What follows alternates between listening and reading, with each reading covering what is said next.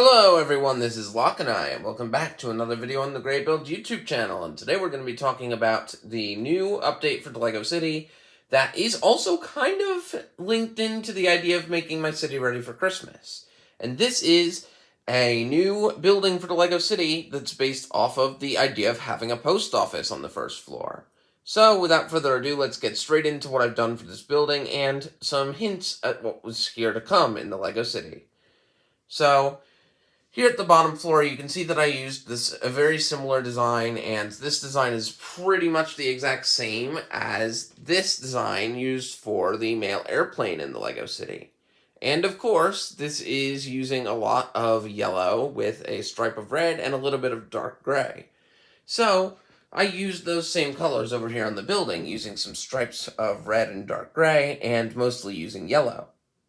I've also come up with a new print piece design that I found in my collection, that I have a bunch of these pieces in these prints, and I'd like to start using these to represent the logo for the post office, which is just a yellow arrow piece.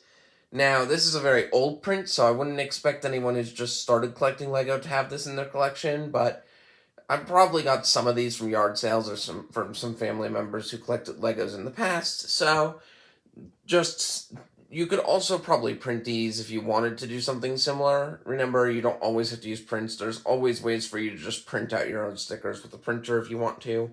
So let's take a look at some of the other details we've got here, though.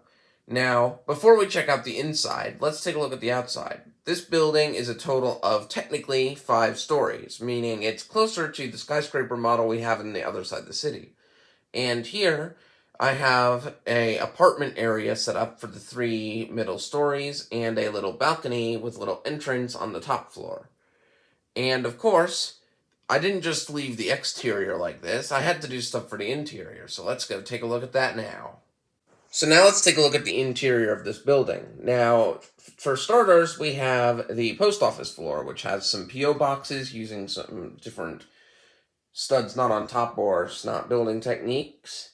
And of course, there's a little counter for you to get your mail from. Now, I didn't put down anything else in this post office, and the main reason being is that it's meant to fit within the same modular style that the entire city is based off of on the middle sections, meaning I can move it around easily. And of course, you're not going to be seeing the interior anyway, because behind it you can see that I've built like a brick-built wall out of spare pieces to cover up the back of the building, and that ties into something you'll see later on the New Year's video that comes out soon, so stay tuned for that. And of course, the other stories just depict a general apartment. We have the second story that has a bathroom and a little kitchen table there. The third story, which looks like it's about to be renovated, which might add some future building ideas to the city. And of course, we've also got an orange bed on the 4th floor, because you've got to have a bedroom, and on the 5th story, we've got a little balcony with a chair. So, just some fun little details, but the main purpose of this building is to add a post office so people can get their letters into the LEGO City. Perfect for the holiday season. Now, let's go place this building in the LEGO City, and then talk about the truck that I built for this as well. That's right, we've got a post office truck. So now the post office is placed in the city, and this explains to you why I was actually reviewing the entire build of the post office that I did over on the open block of the city instead of back here, because it would be more difficult to film it from this angle. But I think it just adds more depth into the LEGO City and adds more buildings to this side of the city by adding some more height with some more stories, and gives a post office for people to get their mail delivered in the LEGO City. Now, let's move on to the post office truck, or the mail truck, that I've put in the LEGO City. So here we have the post office truck, or mail van, for the LEGO City, and it uses the same color scheme as the previous builds, like the mail airplane and the first story of the post office tower. Now, I did add some fun feature to the back of this, and that's the fact that this door opens up in a really satisfying way, where you flip this up and then it basically can slide back in. That's just really cool. I had a lot of fun designing that.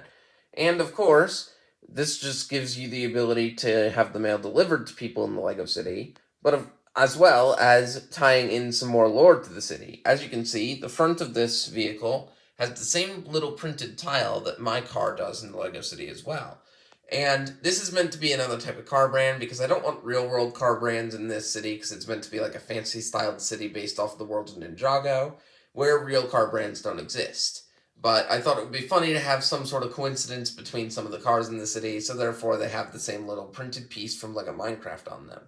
Additionally, this little building here is actually a duplicate that's been mirror built off of this little build here from the Lego Creator 3-in-1 Noodle Shop's second of the 3 builds.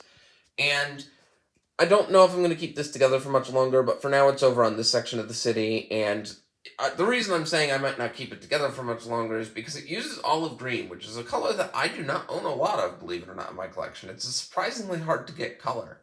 So this is mainly just something that I've used for the entirety of the building of the city, filling in places until I build custom builds, but I think it served its purpose now, so stay tuned to find out what we can do with those pieces in the future.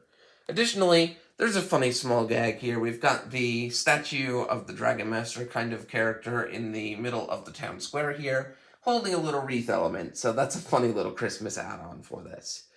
And then in our next video, we're going to be doing something very special for New Year's Eve, and it might have been already hinted at based on what was on that little section you might have seen earlier in the video.